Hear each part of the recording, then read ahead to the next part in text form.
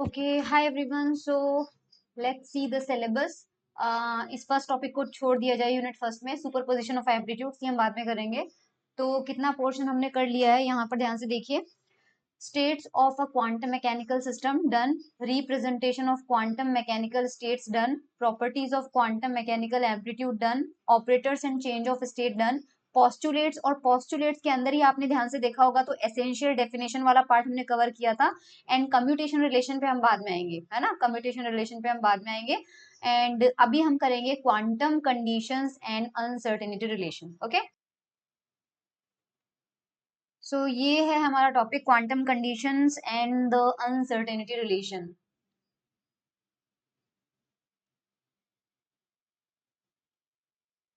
We have argued, and this is supported by experiment also, that it is not possible to determine simultaneously all the physical observable of a microscopic system. ये जो we have argued है ना, ये इन्होंने previous topic में argue कर लिया था, but that topic was not in our syllabus, that's why I didn't cover it. Anyways, when we talk about quantum mechanics, it is not always possible to determine two physical observables with 100% accuracy. जैसे कि हमने uncertainty principle में पढ़ाई है कि position और momentum को 100% accuracy के साथ में हम इवेल्युएट नहीं कर सकते. So for example, we cannot determine simultaneously and with unlimited precision the position and the momentum of an electron that we have studied in graduation also. This implies that x and px are not compatible observable. जो भी दो physical observable होंगे जिन्हें हम simultaneously evaluate या calculate नहीं कर सकते 100% प्रिसीशन के साथ विदाउट एनी एरर, उन फिजिकल ऑब्जर्वेबल को हम कहेंगे कि वो एक दूसरे के साथ कंपैटिबल नहीं है. Because here we cannot determine position and momentum simultaneously, so we would say that these two are not compatible observable. So therefore the operators x and px, which represent the measurement of the x component of position and the x component of momentum, do not commute. जो भी observable compatible नहीं होते हैं, जब भी कोई दो observable होंगे, अगर वो कंपेटिबल नहीं है यानी कि उनकी वैल्यू साइमल्टेनियसली फाइंड आउट नहीं की जा सकती है, तो वो एक दूसरे के साथ कम्यूट नहीं करेंगे. अगर वो कम्यूट नहीं करेंगे तो उनका कम्यूटेटर ब्रैकेट जो होगा वो नॉट इक्वल टू जीरो आएगा. ठीक है. अनसर्टेनिटी प्रिंसिपल से हम जानते हैं del X del P X is greater than equal to H cross by 2. Then the commutator in equation, इस कम्यूटेटर की जो वैल्यू आती है ये आती है आयोटा एच क्रॉस. इसका प्रूफ हम आने वाले लेक्चर में कर लेंगे. इसका सॉरी प्रूफ, इसका प्रूफ हम अभी थोड़ी देर बाद कर लेंगे. मैं बता ही दूं क्या इसका प्रूफ आपको, चलो बाद में बता दूंगी. आ जाएगा इसका प्रूफ, है ना. अभी याद रखिए एक्स एंड पी एस का, हालांकि आपने बीएससी क्वांटम मैकेनिक्स में पढ़ा इसका, लेकिन फिर भी अभी भी हम पढ़ लेंगे, है ना, थोड़ी देर में आ जाएगा इसका. This postulate determines the structure of quantum mechanics and is referred to as the quantum condition. So ये आपके पास में जो 6.7b है, ये जो अभी तक अपन ने पढ़ा है इतना सारा, इसे हम क्वांटम कंडीशन कहेंगे. सो एग्जाम में अगर आता है कि व्हाट इज क्वांटम कंडीशन, तो आपको ये सब कुछ लिखना है जितना हमने अभी तक पढ़ा है. Now any physical theory that involves commutation relations such as 6.7b is called a quantized theory. हर वो फिजिकल थ्योरी जिसमें ये कम्यूटेशन रिलेशन यूज होगा, इस टाइप के कम्यूटेशन रिलेशन यूज होंगे, उन्हें हम क्वांटाइज्ड थ्योरी कहेंगे. We note here that the factor iota is a result of the fact that both x and px are Hermitian operator. x भी हर्मीशियन है और px भी हर्मीशियन है, ये भी हम थोड़ी देर बाद इसी लेक्चर में प्रूव करेंगे. ठीक है, इस वजह से आयोटा आता है, वो क्यों आता है वो देख लेंगे. सो x और px का डेगर निकालते हैं. ठीक है. अब डेगर का मतलब सबसे पहले अंदर के जो कम्यूटेटर ब्रैकेट है उसको ओपन करो. सो आपको ए एंड बी का कम्यूटेशन ओपन करना आता है. It is A B minus B A. So A B minus B A और ऊपर डेगर लगा हुआ है. जब डेगर ओपन करते हैं तो आपको मैंने बता रखा है कि अगर ए ऑपरेटर और बी ऑपरेटर है और अगर इसके ऊपर डेगर लगा हुआ है तो पहले वो बी पर अप्लाई होता है फिर वो ए पर अप्लाई होता है. सो अगर फर्स्ट टर्म की बात करें तो सीक्वेंस में एक्स पी एक्स आ रहा है, इसका मतलब पहले पी एक्स आएगा और उसके बाद में एक्स आएगा. करेक्ट. और दोनों हर्मिशियन है। हर्मिशियन होने की वजह से यहाँ पर बी डेगर, इसको ओपन करोगे तो बी डेगर और ए डेगर होगा, बट बिकॉज हमारे दोनों ऑपरेटर हर्मिशियन है तो B will be equal to B dagger, A will be equal to A dagger. तो यहाँ पर पी एक्स के ऊपर डेगर, मतलब इसको ओपन करती हूँ एक बार ना, ये वाला ब्रैकेट ओपन करती हूँ। सो एक्चुअल में ये इस तरह से ओपन होगा, पी एक्स के ऊपर डेगर, एक्स के ऊपर डेगर माइनस, फिर पी एक्स एक्स है तो इस बार पहले एक्स पे डेगर लगेगा और फिर पी एक्स पे डेगर लगेगा, बट बिकॉज पी और एक्स दोनों हर्मिशियन है तो यहाँ पे पी एक्स आ जाएगा और यहाँ पे एक्स और P X without any dagger, और ये यहाँ पे लिखा हुआ है। And if you see minus common ले लेते हैं तो वापस एक्स और पी एक्स का हमारे पास क्या आ जाता है, कम्यूटेटर ब्रैकेट आ जाएगा।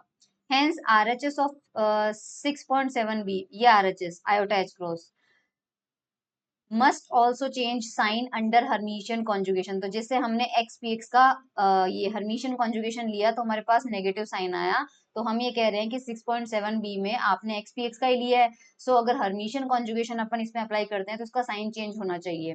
Planck constant divided by 2 pi measures the non compatibility of x p x. Actual में हमने बोल दिया कि एक्स और पी एक्स कंपेटिबल नहीं है, तो इस नॉन कंपैटिबिलिटी का जो मेजरमेंट है वो किस यूनिट से डिसाइड होता है, एच क्रॉस से डिसाइड होता है। ये मैग्नीट्यूड बताता है कि कितना नॉन कंपैटिबिलिटी वहां पे है।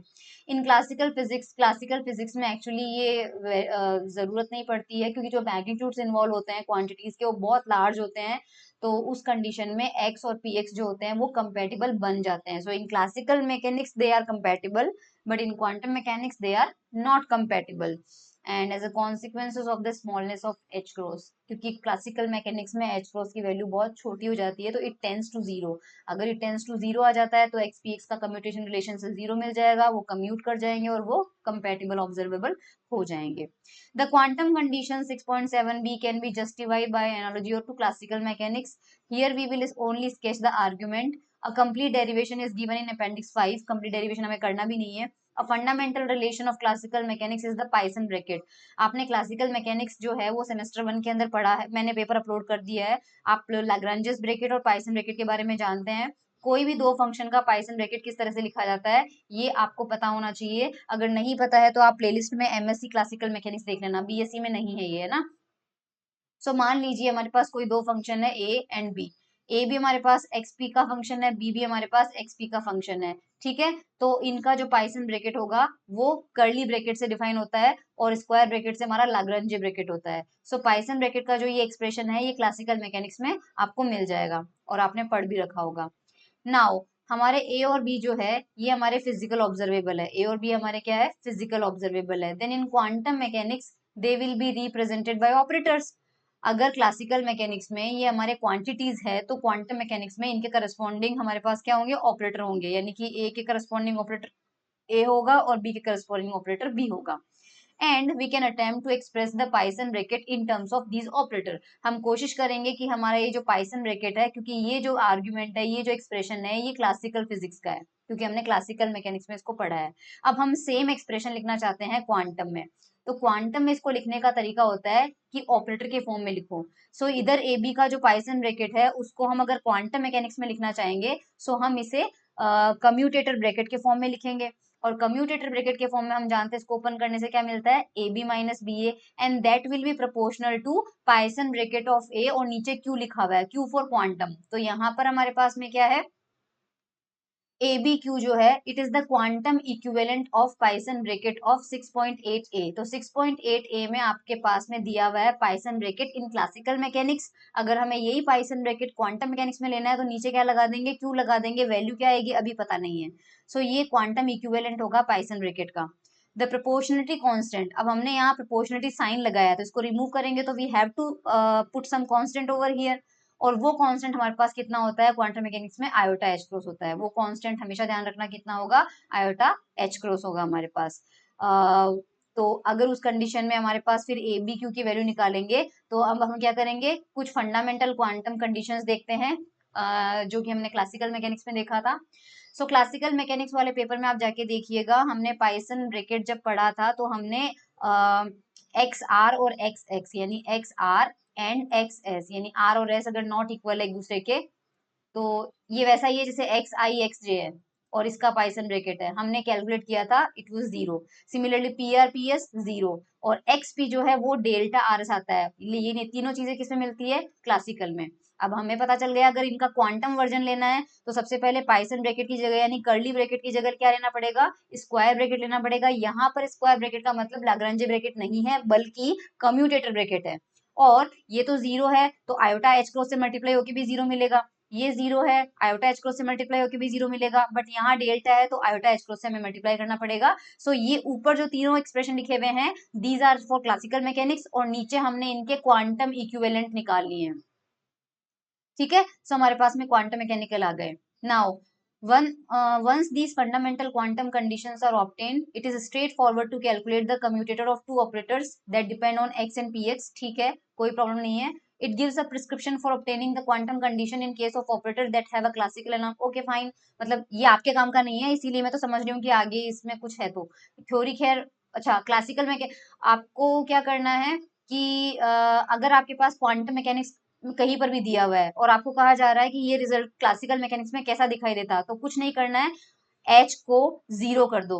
जो प्लांक कांस्टेंट है उसको 0 करते ही जो रिलेशन आपको क्वांटम मैकेनिक्स में मिले हैं वो सारे के सारे रिजल्ट कन्वर्ट हो जाएंगे किसमें? क्लासिकल मैकेनिक्स के रिजल्ट में कन्वर्ट हो जाएंगे। तो it was all about quantum condition. ये जो भी था आपके पास एग्जाम में अगर क्वांटम कंडीशन पे आता है तो आपको इतना करना है। नेक्स्ट टॉपिक है हमारा the uncertainty relation. So uncertainty relation के लिए हम क्या करेंगे? Let's consider a general commutator between two Hermitian operator. मान लीजिए हम दो हर्मिशियन ऑपरेटर लेते हैं A and B such that it satisfied the condition 6.10। यानी 6.10 हमने माना है, अभी हमें कुछ पता नहीं है, बस हमें इतना पता है कि ए जो है वो हर्मिशियन है, बी जो हर्मिशियन है, और हमारे पास में सी जो मिल रहा है वो इनका कम्यूटेटिव ब्रैकेट है, it is another Hermitian operator. So A B C तीनों ही हमारे पास हम क्या लेके चल रहे हैं? हर्मिशियन ऑपरेटर लेके चल रहे हैं। अब हम क्या करेंगे? हमने स्टैटिस्टिकल मैकेनिक्स के अंदर अगर आपने वो चीजें पढ़ी होगी मीन स्क्वायर डेविएशन, तो मीन स्क्वायर डेविएशन के एक्सप्रेशन से आपने ये चीज पढ़ी होगी कि डेल्टा एक्स जो है उसे लिखा जा सकता है एक्स का स्क्वायर का एवरेज माइनस एक्स एवरेज का स्क्वायर। ये फॉर्मूला आपने स्टैटिस्टिकल मैकेनिक्स में पढ़ा हुआ होगा, तो वही हम यहाँ पर यूज कर रहे हैं। सो ऑपरेटर ए है, उसके लिए ऑब्जर्वेबल मान लीजिए हमारे पास ए और बी आता है, तो सबसे पहले डेल्टा ए का स्क्वायर इस फॉर्मूले से निकालते हैं। यहाँ मैंने सिंगल लिया है, अब मुझे क्या करना पड़ेगा? सॉरी, ये स्क्वायर होता है, स्क्वायर होता है इसका स्क्वायर, क्योंकि यहाँ पर जब डेल्टा एक्स लेते हैं तो उसका रूट आता है। सो डेल्टा ए का स्क्वायर निकालने के लिए क्या किया है? ए स्क्वायर करके फिर एवरेज लिया है, और यहाँ ए का एवरेज लेके फिर स्क्वायर किया है। Okay, and it is also equal to this expression. So ये रिलेशन जो है ये सीधा सीधा मैंने स्टेटिस्टिकल मैकेनिक्स से यूज किया है, जो कि आप सेमेस्टर 2 में पढ़ेंगे। और अगर आपने फिजिक्स ऑनर्स में किया है तो आपने ये पढ़ रखा होगा अभी। तो ये मीन डेविएशन का फॉर्मूला होता है, मैथमेटिकल फिजिक्स में भी पढ़ा होगा आपने। सिमिलरली डेल्टा वी जो है उसका एक्सप्रेशन ये आपको याद रखना है, ठीक है। Now let us define the shifted operator. Normal operator तो हमारा एक कैप से डिफाइन कर रहे हैं, अब हम क्या कर रहे हैं? एक न्यू ऑपरेटर, शिफ्टेड ऑपरेटर, जिसमें ए के ऊपर हम ये वाला साइन लगाएंगे, ठीक है। तो हमारे पास में ये शिफ्टेड ऑपरेटर होगा और ये सिंपल हमारा ए ऑपरेटर है। तो इस शिफ्टेड ऑपरेटर को हम डिफाइन कर रहे हैं हमारी मर्जी से इस तरह से। let the shifted operator a is defined by this expression and let the shifted operator b is defined by this expression। अगर ये होता है तो हमारे पास में उस कंडीशन में क्या आएगा? अगर हम ऑपरेटर लेते हैं और इसका एवरेज लेते हैं, किसी भी ऑपरेटर का एवरेज यानी क्वांटम मैकेनिक्स में उसकी एक्सपेक्टेशन वैल्यू हमेशा एक नंबर मिलता है, कोई ना कोई नंबर होगा।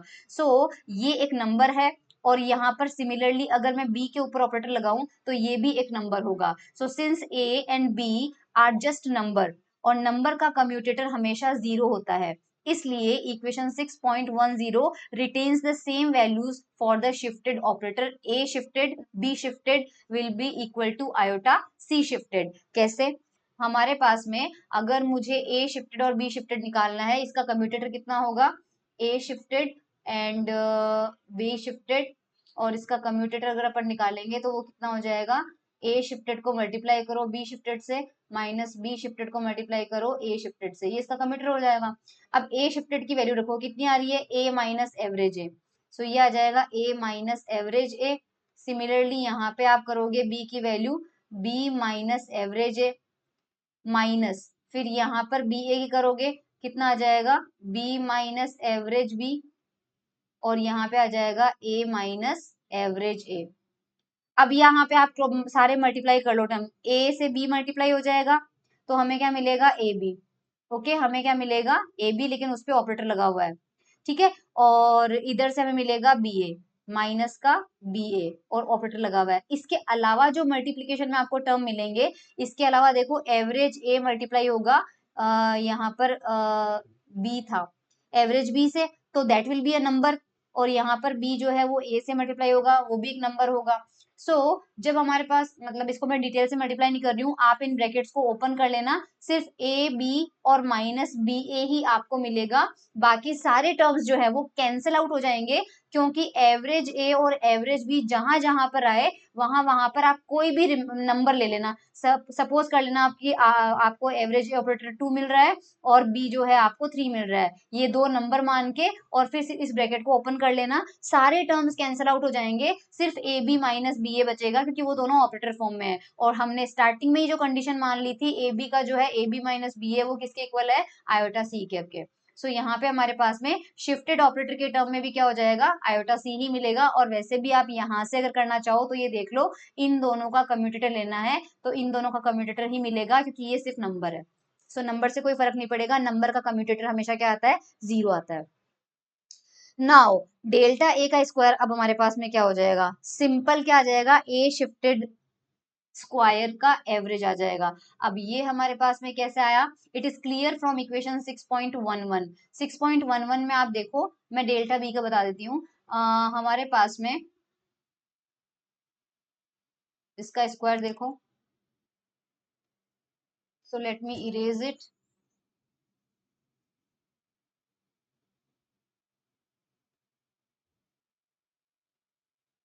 यहाँ से देखना डेल्टा ए का स्क्वायर ना, ये वाली इक्वेशन देखना, डेल्टा ए का स्क्वायर, बिल्कुल ये देखो राइट में क्या लिखा हुआ है, दिस इज नथिंग बट, यहाँ पे इस टर्म को लिख रही हूं मैं, यहाँ पे ना क्या लगा हुआ है, एवरेज, ठीक है, अंदर ब्रैकेट में A minus A bracket close and this, और यहाँ पे स्क्वायर लगा हुआ है। ये जो टर्म अंदर, what is this, this is a shifted, ये ए शिफ्टेड है बिकॉज ए माइनस एवरेज है, तो यहाँ पे ए माइनस एवरेज है, तो इसकी जगह आप क्या लिख सकते हो, ए शिफ्टेड, और उसका स्क्वायर, और फिर इसका क्या लेना है, एवरेज, और वही यहाँ पे लिखा हुआ है। सो डेल्टा ए का स्क्वायर सिंपली हमारा क्या है, ए शिफ्टेड का स्क्वायर, और इसी तरह से डेल्टा बी का स्क्वायर क्या हो जाएगा, बी शिफ्टेड का स्क्वायर, ठीक है। तो दोनों का प्रोडक्ट कर देते हैं, सो डेल्टा ए का स्क्वायर और डेल्टा बी का स्क्वायर करेंगे तो ए शिफ्टेड स्क्वायर और बी शिफ्टेड स्क्वायर का एवरेज हमारे पास आ जाएगा। नाउ हमारे पास मैथमेटिक्स के अंदर हम ये एक इनइक्वालिटी पढ़ते हैं, और ये शायद आपने क्वांटम मैकेनिक्स में पढ़ी है या मैथ्स में पढ़ी है, आई डोंट नो। तो ये हमारे पास मैथमेटिक्स में होती है शॉर्ट्स इनइक्वालिटी। इसका ये क्या एक्चुअल में ये इनइक्वालिटी क्या होती है, कोई दो फंक्शन है एफ और g, so mod of f square dx and उसका integration, mod of g square dx and उसका integration is always greater than equal to f star g dx and mod square. यही हम यहाँ पे use करेंगे, we apply this inequality to the expectation value of A shifted operator and B shifted operator. तो हमारे पास में ये क्या मिल जाएगा, अगर हमें करना है, सो यहाँ पे एफ स्क्वायर की जगह क्या आ जाएगा, ए स्क्वायर आ जाएगा, सो लेफ्ट हैंड साइड में मैं लिख लेती हूँ, ये ए स्क्वायर आ गया, एंड यहाँ पे जी स्क्वायर की जगह क्या आ जाएगा, B shifted square, so B square आ जाएगा, फिर ग्रेटर देन इक्वल टू का साइन एज इट इज आया जाएगा, और यहाँ पे एफ और जी मल्टीप्लाई है और उनका मॉड स्क्वायर है, तो क्योंकि हम एक्सपेक्टेशन वैल्यू की बात कर रहे हैं, सो हम ए शिफ्टेड और बी शिफ्टेड को मल्टीप्लाई कर देंगे और फिर उनके मोड का स्क्वायर लेंगे। सो यही इनइक्वालिटी हमने हमारे शिफ्टेड ऑपरेटर पे लगाई है, करेक्ट। नाउ हम यहाँ क्या करेंगे, डेल्टा, अभी हमने देखा था कि डेल्टा ए का स्क्वायर डेल्टा बी का स्क्वायर किसके इक्वल आ रहा था हमारे पास में, यहाँ पर देखो डेल्टा ए स्क्वायर और डेल्टा बी का स्क्वायर जो आ रहा था वो किसके इक्वल आ रहा था, इसके इक्वल आ रहा था। 6.12 बी को देखो, राइट। अब ये जो टर्म है, ये टर्म हमारे पास 6.12 सी के साथ कंबाइन करते हैं, तो ये जो टर्म आ रहा है ये इसके इक्वल तो नहीं आ रहा है, ग्रेटर देन, तो यहाँ जो बीच में इक्वल साइन है, इस इक्वल साइन को हटा के हम इसकी जगह क्या लिख सकते हैं, ग्रेटर देन इक्वल टू का साइन यूज कर सकते हैं। लेकिन जैसे ही हम इक्वालिटी का साइन रिमूव करेंगे और ग्रेटर देन इक्वालिटी का साइन यूज करेंगे, तभी हम ये RHS यूज नहीं कर सकते, क्योंकि अब हम इनइक्वालिटी को अप्लाई कर चुके हैं। सो इनइक्वालिटी को अप्लाई करने की वजह से अब हमें ये वाला टर्म यूज करना पड़ेगा। सो यहाँ पर हमारा आ जाएगा A shifted and B shifted और इसकी एक्सपेक्टेशन वैल्यू और इसका मोड का स्क्वायर। सो हमें 6.12 सॉरी ये मिल जाएगा, ठीक है। सो ये हमें मिल जा रहा है, सबसे पहले मैंने 6.12 B का लेफ्ट हैंड साइड लिखा और उसके राइट हैंड साइड की जगह मैंने 6.12 C से राइट हैंड साइड लिखा, तो मुझे ये मिल गया। चलो अब हमारे पास अंदर देखो A शिफ्टेड और B शिफ्टेड का मल्टीप्लीकेशन है, इसे हम इस फॉर्म में लिख सकते हैं, क्योंकि अगर आप सॉल्व करो तो देखो यहाँ से AB/2 और यहाँ से AB/2, AB/2 प्लस AB/2 कितना होता है, AB मिल जाएगा। और यहाँ से BA/2 प्लस का है और यहाँ BA/2 माइनस का है, तो वो कैंसिल आउट हो जाएगा। सो हमें यही मिल जाएगा, तो हमने दो पार्ट में इसको ब्रेक कर लिया है। अब हमने अभी अभी देखा था कि A शिफ्टेड और B शिफ्टेड का कम्यूटेटर ब्रैकेट हमें देता है आयोटा C और सिंपल ऑपरेटर ये दे रहा था हमें। तो अगर मैं इसको ओपन करूं तो ये मेरा हो जाएगा A shifted B shifted minus B shifted A shifted is equals to iota C। तो यहाँ पे A शिफ्टेड माइनस BA जो है, इसकी जगह आप लिख सकते हैं आयोटा C और नीचे 2 आ जाएगा, तो आपको ये मिल जाएगा iota C cap upon 2, correct. अब हम यहाँ पे क्या करेंगे, ये आपके पास में देखो x प्लस आयोटा वाई जब होता है और अगर उसका मोड का स्क्वायर लेना होता है तो वो कितना होता है, X square plus Y square होता है ना, x plus iota Y. So आपका ये वाला टर्म मान लीजिए x है और आयोटा के अलावा कितना है, C/2 आपका y है और x आपका कितना है, A shifted B shifted plus B shifted A shifted upon 2, ये आपका x है और ये आपका y है। So x plus iota y का स्क्वायर यहाँ पे किया हुआ है, सो सिंपली इसका स्क्वायर प्लस C/2 का स्क्वायर ये होगा और left hand side as it is रहेगा, left hand side as it is है। राइट हैंड साइड में हमने क्या कर दिया, ये एक्स स्क्वायर कर दिया और नीचे जो 2 का फैक्टर था वो 1/4 आ जाएगा और फिर C/2 का स्क्वायर करना है, तो यहाँ 1/2 आ रहा है और C कैप का स्क्वायर आ जाएगा। आ गई बात समझ में। अब आप मुझे बताइए कि ये जो क्वांटिटी है, ये quantity that will always be A positive quantity, ये कभी नेगेटिव क्वांटिटी नहीं हो सकती क्योंकि इसका स्क्वायर है और आगे 1/4 है, so it will always be positive. इसका मतलब लेफ्ट हैंड साइड में हमारे पास जो डेल्टा ए है इसका स्क्वायर है और डेल्टा बी का स्क्वायर है, अगर ये ग्रेटर देन इक्वल टू, मैं इस टर्म को पहले लिख रही हूँ 1/4 C वाले को, ठीक है, 1/4 मॉड C और इसका square plus some positive quantity, some positive quantity. तो इसका मतलब हमारे पास में क्या होगा कि ये टर्म 1/4 C स्क्वायर से तो बड़ा ही होगा, क्योंकि 1/4 C स्क्वायर में आपको कोई पॉजिटिव क्वांटिटी ऐड करोगे तब जाके ये टर्म मिलेगा और वो उससे भी बड़ा होगा। तो अगर कोई चीज इन दोनों के टोटल से बड़ी है तो इनमें से किसी एक टर्म से तो डेफिनेटली बड़ी होगी। सो हम रिजल्ट में लिख सकते हैं कि ये क्वांटिटी जो है ये सिंपली 1/4 C स्क्वायर से तो डेफिनेटली बड़ी होगी। अगर ये C²/4 plus AB plus BA/4 से बड़ी है तो ये C²/4 से तो डेफिनेटली बड़ी होगी। सो अब LHS हमारा ये आ गया और RHS हमारा ये आ गया, दोनों में हमने अंडर रूट ले लिया, अंडर रूट ले लिया तो delta A delta B greater than equal to C हो गया।